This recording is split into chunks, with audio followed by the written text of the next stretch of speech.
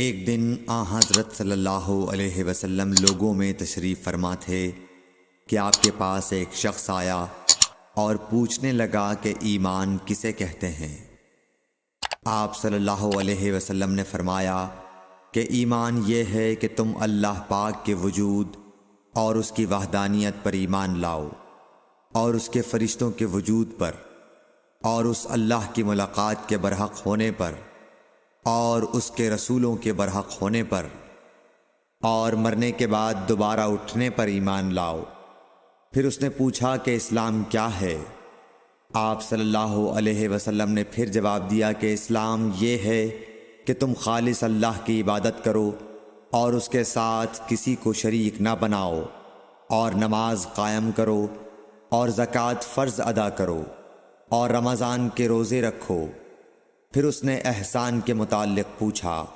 آپ صلی اللہ علیہ وسلم نے فرمایا، احسان یہ ہے کہ تم اللہ کی عبادت اس طرح کرو گویا تم اسے دیکھ رہے ہو۔ اگر یہ درجہ نہ حاصل ہو تو پھر یہ تو سمجھو کہ وہ تم کو دیکھ رہا ہے۔ پھر اس نے پوچھا کہ قیامت کب آئے گی؟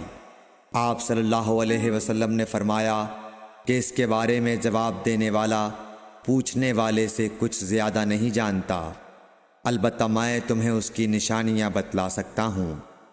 وہ یہ ہیں کہ جب لونڈی اپنے آقا کو جنے گی، اور جب سیاہ اونٹوں کے چرانے والے دیہاتی لوگ ترقی کرتے کرتے مکانات کی تعمیر میں ایک دوسرے سے بازی لے جانے کی کوشش کریں گے۔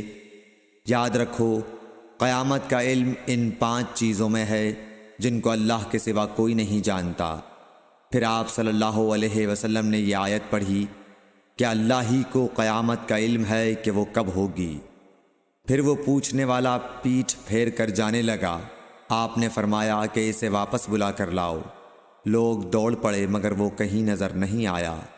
آپ صلی اللہ علیہ وسلم نے فرمایا کہ یہ جبرائیل علیہ السلام تھے جو لوگوں کو ان کا دین سکھانے آئے تھے۔